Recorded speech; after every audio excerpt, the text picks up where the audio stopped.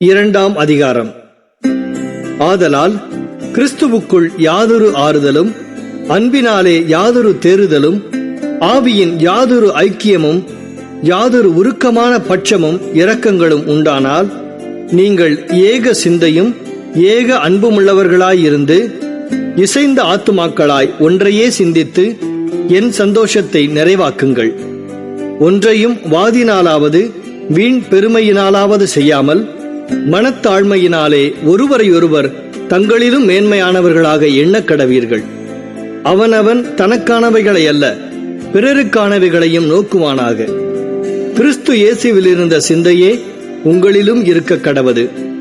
அவர் தேவனுடைய ரூபமாயிருந்தும் தேவனுக்கு சமமாயிருப்பதை கொள்ளையாடின பொருளாக எண்ணாமல், தம்மைத்தாமே வெறுமையாக்கி அடிமையின் ரூபம் எடுத்து மனுஷர் சாயலானார். அவர் மனுஷ ரூபமாய் காணப்பட்டு மரண பரியந்தம், அதாவது சிலுவையின் மரண பரியந்தமும் கீழ்ப்படிந்தவராகி தம்மைத்தாமே தாழ்த்தினார்.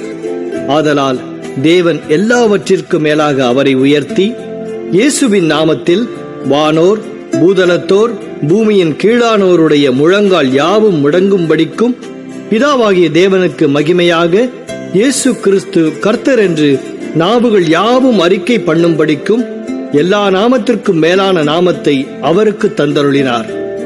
ஆதலால் எனக்கு பிரியமானவர்களே, நீங்கள் எப்பொழுதும் கீழ்ப்படுகிறபடியே நான் உங்களுக்கு சமீபமாயிருக்கும் பொழுது மாத்திரமல்ல, நான் தூரமாயிருக்கிற இப்பொழுதும் அதிக பயத்தோடும் நடுக்கத்தோடும் உங்கள் இரட்சிப்பு நிறைவேற பிரயாசப்படுங்கள்.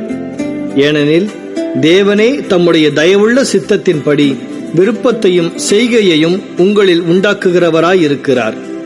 நான் வீணாக ஓடினதும் வீணாக பிரயாசப்பட்டதுமில்லை என்கிற மகிழ்ச்சி கிறிஸ்துவின் நாளில் எனக்கு உண்டாயிருப்பதற்கு ஜீவ வசனத்தை பிடித்துக் கொண்டு உலகத்திலே சுடர்களைப் போல பிரகாசிக்கிற நீங்கள், கோணலும் மாறுபாடுமான சந்ததியின் நடுவிலே குற்றமற்றவர்களும் கபடற்றவர்களும் தேவனுடைய மாசற்ற பிள்ளைகளுமாயிருக்கும்படிக்கு எல்லாவற்றையும் முறுமுறுப்பில்லாமலும் தர்க்கிப்பில்லாமலும் செய்யுங்கள்.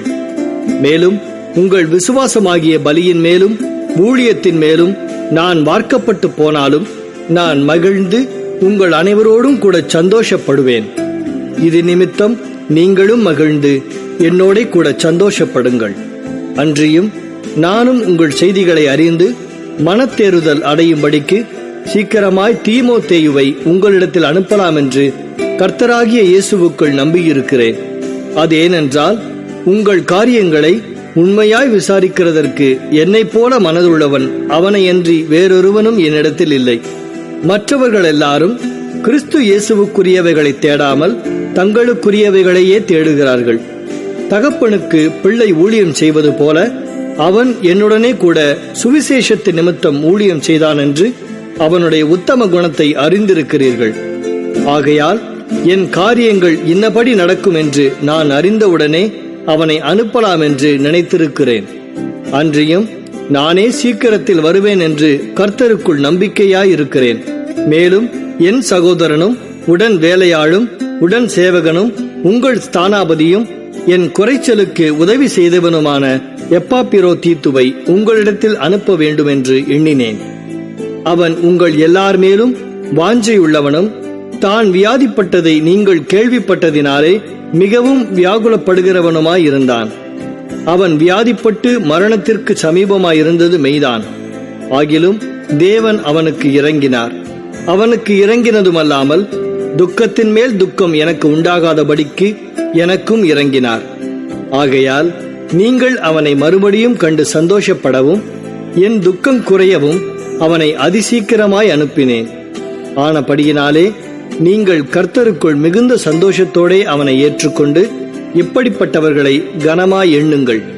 ஏனெனில் நீங்கள் எனக்கு செய்ய வேண்டிய ஊழியத்திலே உங்கள் குறைவை நிறைவாக்கும்படிக்கு அவன் தன் பிராணனையும் எண்ணாமல் கிறிஸ்துவின் ஊழியத்தின் நிமித்தம் மரணத்துக்கு சமீபமாயிருந்தான்.